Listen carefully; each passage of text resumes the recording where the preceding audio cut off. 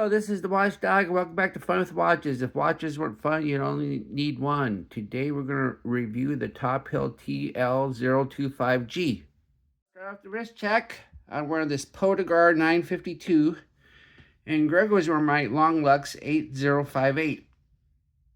Grogu said that Princess Leia was inaugurated as Chancellor of the New Republic, and the first thing she did was revoke Han Solo's blanket pardon and put him on house arrest with an ankle monitor. He asked her, what about due process? She told him she uses dippity to do with a little Tresemme. All right, let's take a look at the watch. It comes in this Tophill box. Every Tophill I've had has come in this exact same box. And here is the watch. Isn't that a good looking watch? I think they did a good job with it. I've been very pleased with it. This is the third Tophill on my channel. This is a mechanical 2-register chronograph using the Seagull ST1901 movement. The Seagull ST19's range of movements is about the only choice one has for mechanical chronograph at the $100 that it costs. Most watches at this price would use the Seiko VK64 movement, which is a good movement, but just doesn't have the appeal of all these tiny gears and jewels. This watch is an homage to a Breitling Top Time Dose, but it doesn't have the lightning bolt chronograph hand. The Breitling is a collaboration with an Australian fashion brand Dose Ex Machina, which is Latin for God in the Machine, which is a literary trope where the protagonist is saved from a hopeless situation by a completely unrelated coincidence. This watch comes in 5 different colorways. I chose the reverse panda, which only comes on a black strap. If you want a traditional panda, you have your choice of orange or black strap. If you like blue, then there's a blue dial with blue strap. Then if you want something a bit oddball, you can have a light green dial with a cyan tachymeter and register with orange strap. The watch is 39.2 millimeters if you measure at the bezel, but 40.2 millimeters at the case, 47.6 millimeters lug to lug, and 12.3 millimeters thick. Has a 20 millimeter lug width, which tapers down to 18 at the buckle, and weighs 81 grams on the supply silicone strap. The bezel's just a smooth, polished bezel. And then we have the dial. We have a Rehot tachymeter. And it's always nice when you have a tachymeter and a large second chronograph hand. I hate it when you have a tachymeter and a small second. And then we have the dial. It says Tophill on top. Chronograph on the bottom, no mention of water resistance, you only get 50. And then we have the minute markers, and then the baton indices with little dots where the registers are. And then we have stick hands, and they're loomed. Then we have the large second chronograph hand. And then on the left, we have a running second hand, and on the right, we have the chronograph minute counter. So you can only count up to 30 minutes. So this chronograph is only good for 30 minutes. Then we have a sign push-pull crown, and this is a movement you have to wind. It is not an automatic. And then we have the pushers, and they are not screw down. Top pusher starts the chronograph. There it goes, ticking away. Push it again to stop, then press the bottom to reset it. And it's an instant reset.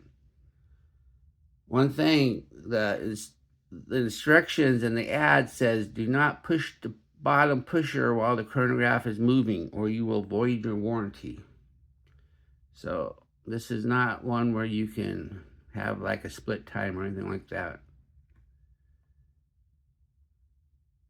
Then we have the crystal. The crystal's flat, sapphire. And I think it doesn't mention AR coating, but it does a really good job of not reflecting. So I think it does, because you only really see reflection when you hit the light directly. So I'm been happy with the crystal. Then we have the case.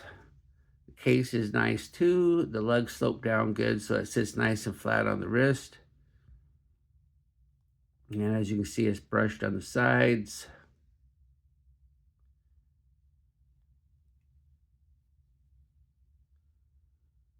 And then we have the case back. We have a display case back. It says all stainless steel. It says sapphire. then it says 5 ATM, water resistant. Then you can see the movement underneath. And the display crystal is not sapphire, it's glass. I tested. But who needs a sapphire crystal on the case back? Because the main advantage of sapphire is scratch resistant. You're not going to scratch the crystal resting against your wrist. Underneath the case back is the Seagull ST1901 mechanical chronograph movement. This is a 3 Hz movement with 22 joules, and you must hand wind it. It is not an automatic. There is no rotor. And it has a 48-hour power reserve. So you don't have to wind it every day, but you probably should anyway, just to get in the habit. So let's go ahead and put it on the Timegrapher and see how it's doing.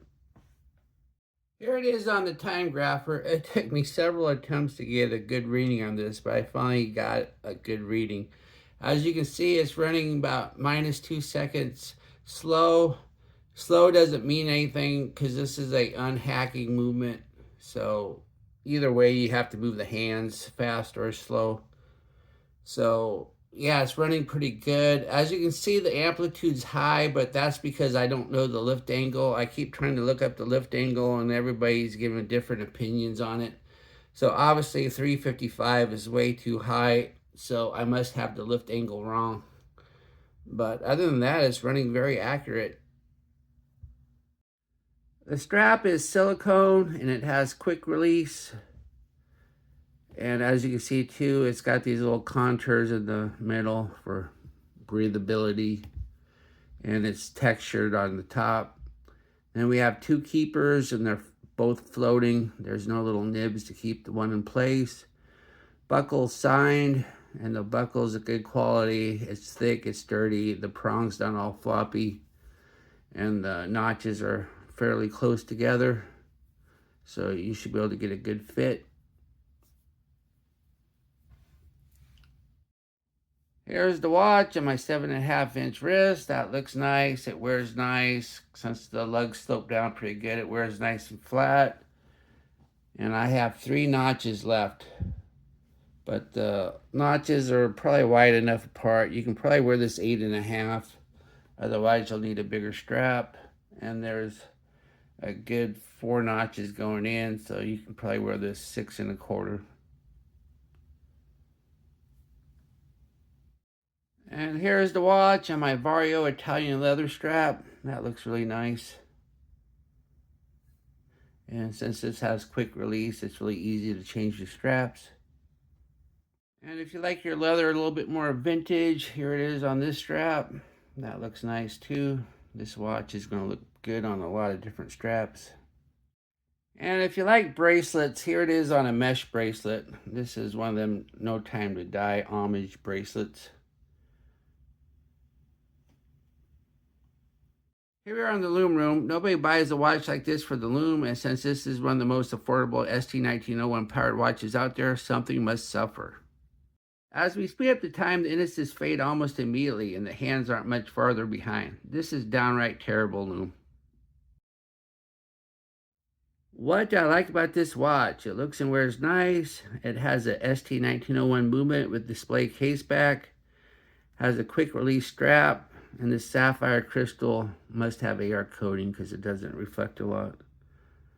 What are my gripes and groans? The Lume is just terrible. And that's about it. Just a word of warning though, the ST1901 doesn't have the best reputation in the world. And if it breaks on you, it's going to be way too expensive to replace it. And you're just going to be cheaper to buy another watch and just throw this one away. Do I recommend this watch? Yes, this watch is currently one of the most affordable ways of getting an ST1901 powered watch, and it looks and wears great. Well, thank you for watching my review of the Tophill TL025G, and I'll be back with another review. Be sure and like and subscribe to my channel. And if you like this watch, be sure to use my affiliate link, and I'll get a tiny commission. But those commissions do add up, and I'd like to thank my Members Choice members. Here they are. Just 4 of them right now, but hopefully the list will grow. and I'll have a Members Choice watch to unbox any day now, and only members get to see that unboxing. Bye.